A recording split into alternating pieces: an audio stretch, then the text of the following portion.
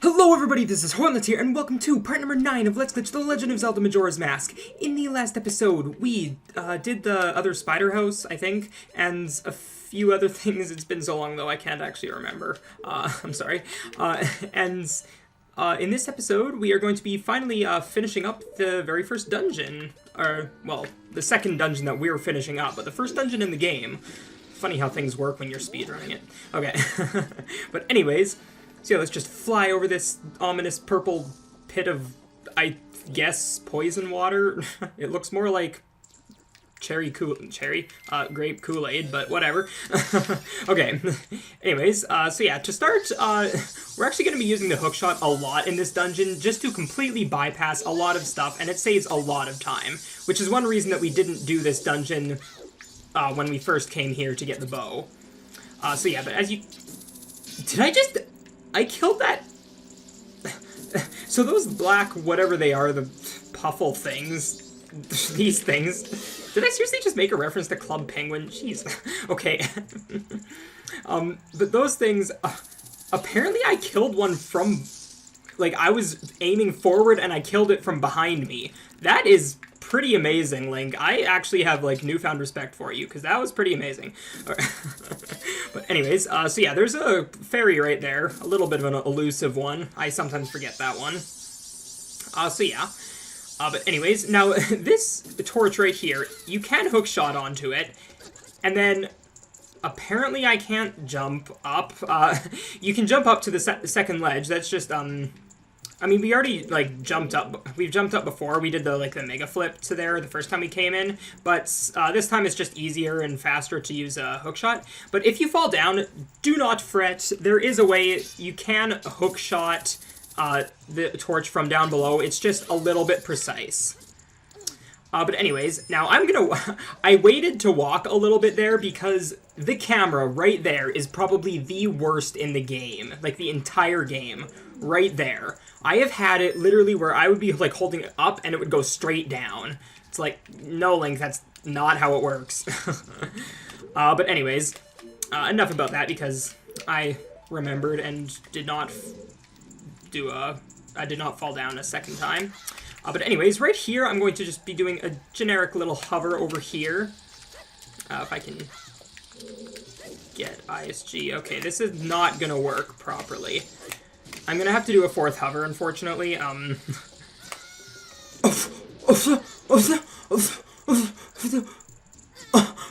think I just... Was that the moth? Was that the moth? I think the moth just wrecked me. Okay. Dude, can we have that moth in the next Smash Bros? Like, geez, that was... Come on. I didn't even... How did the moth even... I guess the moth was, like, down on that, torch there. Geez, that is actually... I'm not really mad that that happened. Like, that was just incredible. Like, I've never seen that before. Okay, anyways. Nice job, me. Okay, now, unfortunately, I'm going to need to use... Oh, goodness. The moths are there. Okay, one more. This should be the last one. Okay, we made it over. Jeez, that was a little bit nerve-wracking, and I wasted way more bombs than I wanted to, but, I'll take that. Okay, actually, wait, I need the bombs, not the bomb shoes. There's a difference. Okay, so, this fight, this guy is... Actually, what is this guy's name? I honestly don't know. It's like... I'm just gonna call him Frogger, because... Why not? This guy, Actually, I can, like... lock onto him and... This is... Oh, Gecko. Duh, hello. Okay, I guess maybe that isn't so obvious, but... Whatever, okay.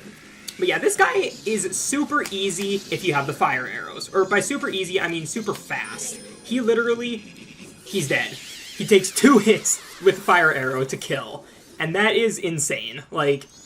Without the fire arrows, I think it takes like 6 arrows or something like that, or 5 or something, I don't even know. But it takes a lot more arrows, and it's really annoying, and it's really slow. So having the fire arrows is another big time saver. Now, as you can see here, we're coming and grabbing the boss key.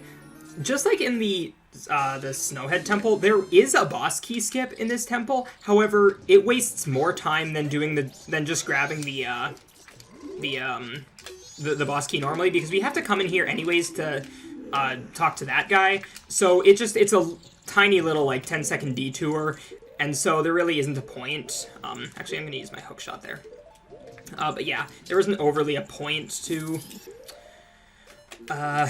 doing the boss key skip, because it would just waste a lot of time and explosives, and nobody likes that. So yeah. Anyways, now that we have that stray fairy, our fourth one, we're gonna enter this little room here. And now this room, I forget this room quite frequently. I just keep forgetting that this room exists, and I don't know, it doesn't really have anything too important in it. It just has the map once you've killed these three guys. If I can kill that guy. But yeah, I don't know, I always forget that this room exists. I guess I just never really look at the map. But yeah, I guess that's me. Just never looking at the map. But anyways, yeah, here we go. We got the map. So that's fantastic. And why do I still have the mask on? It's really creepy. Like, look at that. Does that even look like Link? Like, that's just ridiculous. That doesn't even look like the Great Fairy that much. Actually, I guess it kind of does. Well, no, I mean, it does, but like, never mind. You know what? I'm just going to stop talking about that. Anyways, so yeah, right after that, we're just going to hookshot to this chest and grab the key that is inside it, that shiny key. And then I'm just going to do a jump here and swim over to this ledge. I'll only really take like half a heart of damage, so it's not really that big of a deal. But anyways, now that we are over here, right, so we want to head up again. Now, I guess I didn't really mention it, but hitting that switch is not mandatory. You can just do the hook shot to, like, get up here quicker, or, well, without hitting the switch, but it's really precise, as I mentioned, and it's just, I don't like using it. And plus, I always fall down, so it's really good for me to actually switch. But anyways, right here, I'm going to be having to hit that switch, but to do that, I'm going to jump down, because that's how things work. Hold on a second. Okay, let me try that again. What I need to do is I need to do what's it called? A damage boost, I guess, or whatever this is called. Whatever that's called, I can't think today. We have to do that onto the switch, and for some reason I fail that a lot. I didn't really fail it this time for some reason, but I guess I actually took the time to aim. But yeah, I usually, if I try and rush that, I always fail it. But anyways, right in here, there's actually a stray fairy, which I kind of feel bad for that stray fairy. It got eaten by the Deku Baba. I mean, first off, Deku Babas are like the weakest enemy in Zelda. I mean, not actually, but like they're super weak. So I don't know. It makes me feel kind of bad for that fairy, because it got eaten by that, and plus like it had to live inside that Deku Baba for who knows how long. Like, actually, I guess it probably wouldn't have been that long, but yeah, it's just. Also, come to think of it, where on earth would the Deku Baba's stomach be? Because I mean, the little stick that it's being like that's supporting it isn't actually wide enough for there to be a stomach in there, and like just the face part is like, that's just the mouth, so there isn't actually like there's no room for a stomach up there. So like, where on earth is the stomach? Is it like underground? I guess so. Maybe somebody has drawn up the anatomy of a Deku Baba. I don't know. But anyways, enough about Termina Biology 101. So right here, I'm just gonna kill these two dragonfly. What kind of a name is that? Come on, you have like cool names. Like there was Gecko, and I think those turtles are called Snappers or something. Like some of them have cool names, and then there's that enemy. It's just Dragonfly. It's like, come on, you can do way better than that, Nintendo. Seriously. But anyways, I guess they couldn't be creative for absolutely everything, or super creative. But anyways, so once we've done all of that, we're just going to come up here. Now, I'm just going to side hop up because it's a little bit faster, I think, if you do it right. And then I'm going to burn this web down. We're just going to commit arson to some spider, and I mean, that's really what it is if you think about it. Like, we're just burning down some spider's house. Like, What kind of person does that make us? Seriously. But anyways, apparently Tattle senses a lot of evil here. If these black, whatever, what even are these things called? Black bows. Okay.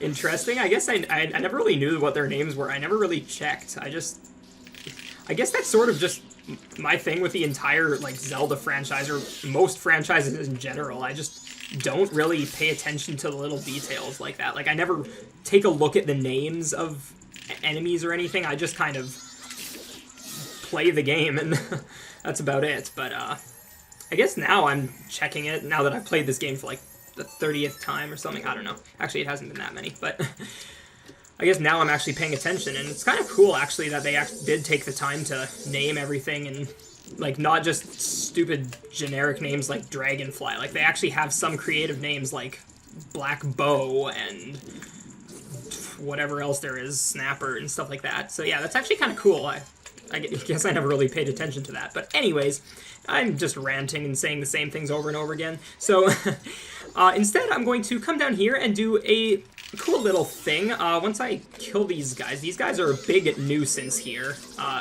So can I kill these, please? There we go. There's one. Double kill. Okay. Anyways, so what I want to do is this specific hole right here. If you position yourself just a little bit away from the edge, and then do a mega recoil flip in through it, you should actually land up here, which is right by the door that we actually need to go through now. I forgot to actually shoot this this thing right here, so it wasn't open, but now it is. So yeah, and just to make sure, did I get all of the fairies? Yes, I did. Okay, you should have 11 by the time you enter here. So yeah. Oh shoot, I do not have very many arrows. That is not a good thing. Shoot, well what am I gonna do now? Because I need to shoot 2 arrows. Actually, let's just do this. Okay, I guess I'm gonna have to find some place with arrows. Do any of these have arrows in them? No? Okay, well, there's one stray fairy. I know that there's another one right below me. Actually, let's check these for arrows. Oh, there we go. We got some arrows. We're good. Okay. Then we're just gonna open that up, and then we're gonna come into here and grab this fairy. And, man, I've been collecting a lot of fairies really quickly. Like, right here, I'm just gonna be collecting 3 fairies, like, right away. Aren't fairies like, stereotypically supposed to be female? You know what that means. Link gets all the... okay. Enough about that. Anyways, I guess I'll just come down here. I should have them all now, right? I didn't see the actual thing. Okay, I did. I didn't see Tattle's text box for some reason. I guess I just wasn't really paying attention. But anyways, now that we have finished the dungeon, essentially, we just need to get to the boss door and kill the boss. So what else do I need? I guess bombs. So yeah, right here, from right here, you can actually just...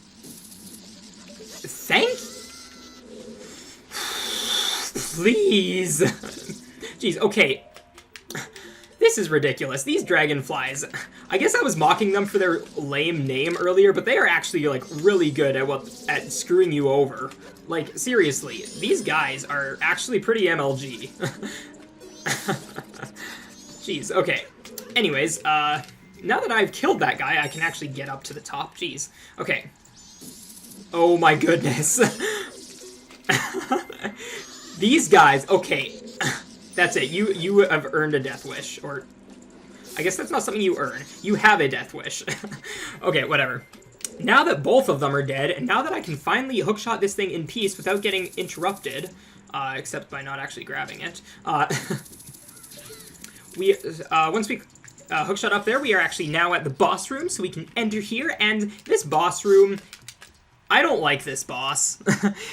I don't know, I guess in a speedrun setting, I just am not good at this boss. I'll try and do it to the best of my ability, but I'm just not good at this guy, so I might fail. But basically what the strat is, or at least the strat that I use, is once he starts doing whatever attack, you shoot him, and then you start doing crouch stabs.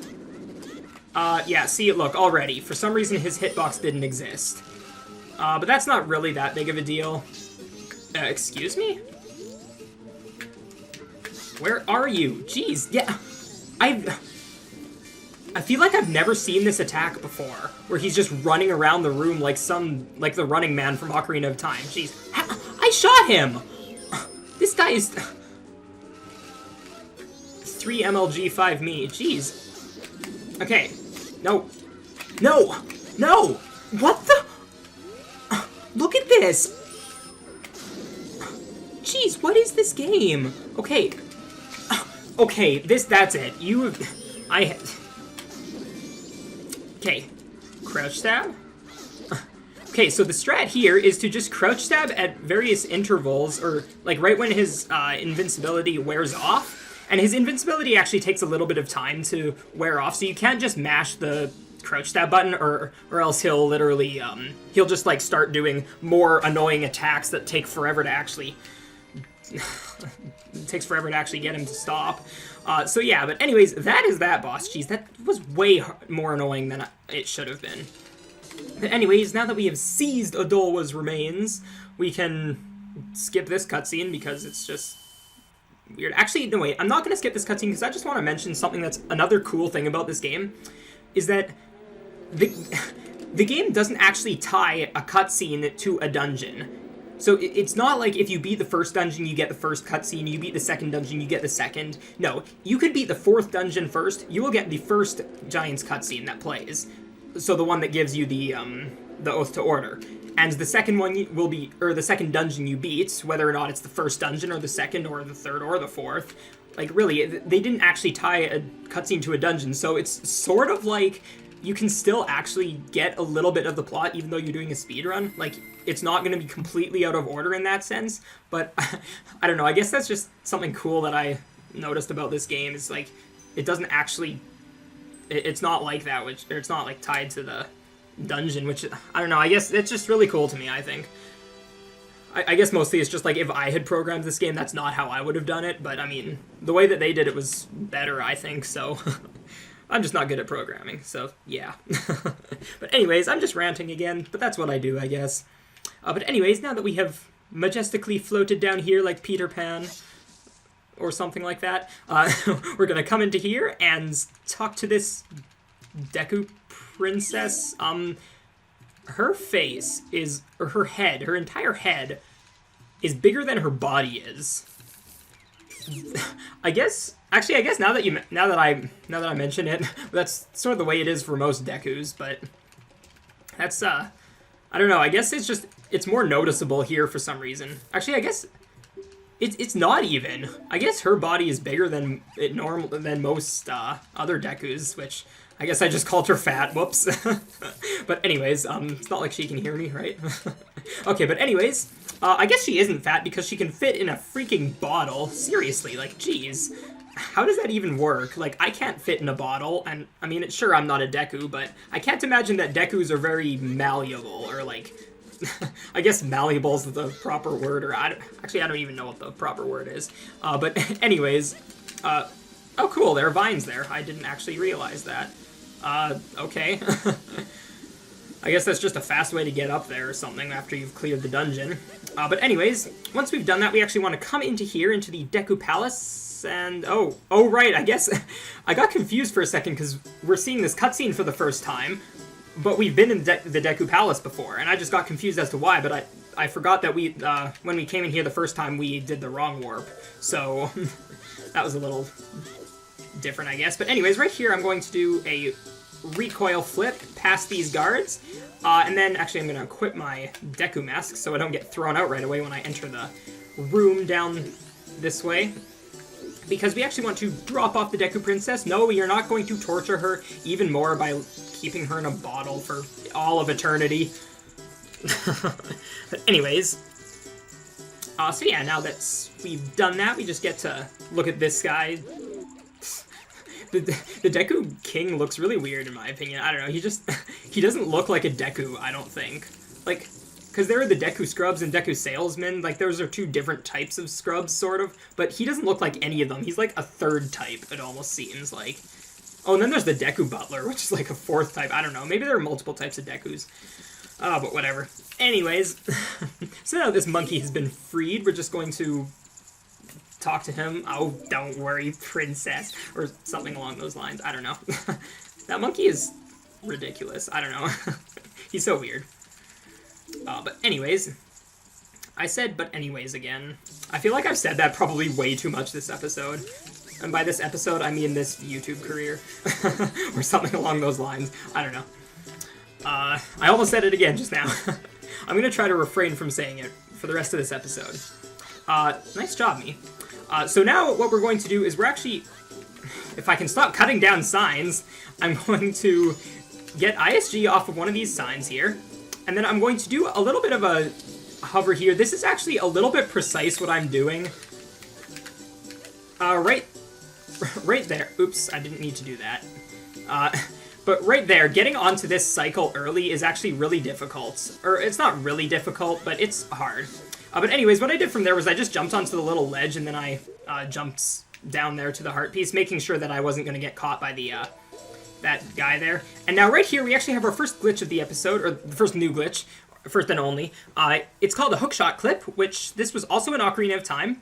And basically what we want to do is we want to find something that you can hookshot onto, and then we want, or this torch will work just fine. We want to pull out our hookshot and while locking on, walk in towards it, and then just release the hookshot, and we should clip through the wall. Now this will only work if the wall is, or if the hookshotable thing is really close to the wall. Otherwise, you just won't clip through the wall. But yeah, that's a little bit cool, I guess. And yeah, as you can see, like, we're in this weird out-of-bounds area.